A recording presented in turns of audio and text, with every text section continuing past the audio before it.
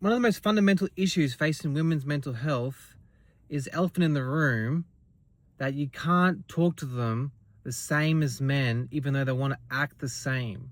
Like they want to have the exact same rights in the workplace, but you can't have a honest discussion with them. Like, for example, let's say they tell a story about their personal life, about how their friend, they met up them at the shops, but then they said that they're only talking about themselves, and then they got so upset by that, and they ruminated on that. But you're not allowed to be honest with them and say, well, you're in your mid-20s. You have a cat.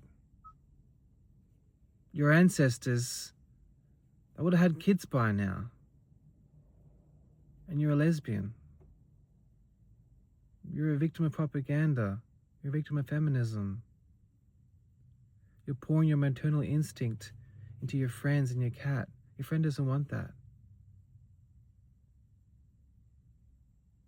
And you're fixating on this because your brain has been programmed to care about every single little detail of your children.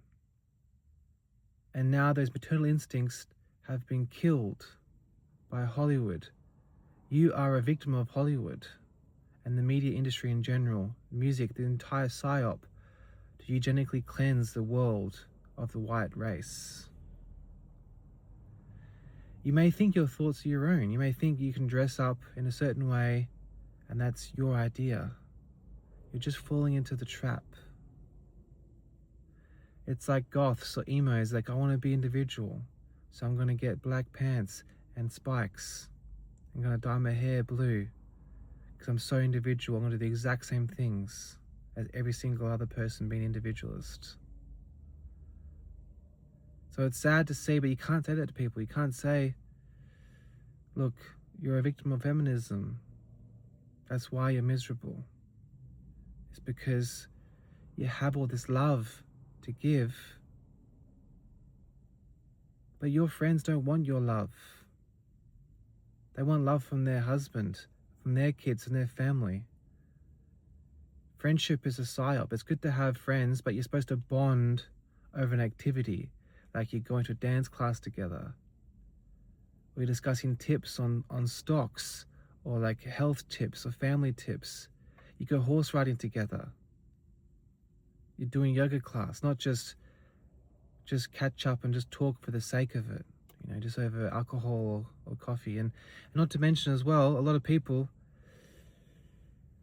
they're on antidepressants and anti-anxiety medication, which actually stunts their ability to pick up on visual cues because it's automatically flooding your brain with these chemicals. You don't have to notice the actual normal conversation techniques because you're not picking up on visual cues, because you're already getting that flood of dopamine, all these different chemicals, serotonin, that you're not looking to actually have a flow of conversation, the dynamics that a regular person would, because you're getting that chemical enhancement.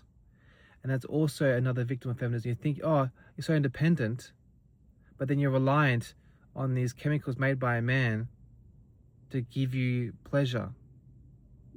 So yeah, you can't have this conversation with people, and it's unfortunate.